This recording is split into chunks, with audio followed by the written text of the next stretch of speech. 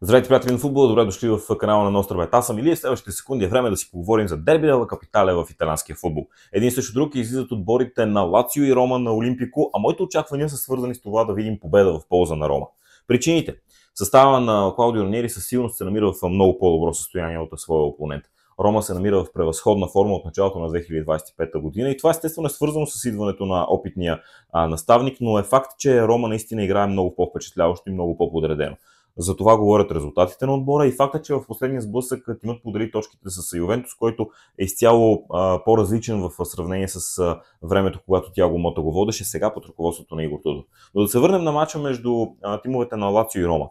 Хората от светло-синята част на Рим наистина не са в особено добро състояние, преди факта, че Лацио загуби и срещата си с Бодиоглимт в Лига Европа, наистина може да се говори за спад в представянето. Освен това, резултатите напоследък в серия А не са достатъчно добри и всичко това доведе до разлика от само 2 точки в класирането между двата тима преди огромния по значение сблъсък. Така че тези 2 точки ще направят мача още по-вълнуваща според мен и на първо място ще означава, че отборите ще искат да не го загубят, а след това вече ще мислят за евентуалната победа.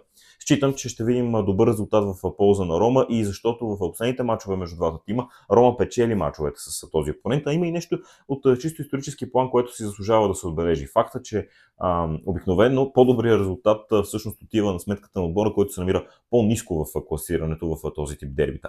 Сега разликата е само 2 точки и може човек да не мисли, че това ще е така, когато види как играят двата отбора, защото Рома със сигурност играе по-добре според мен.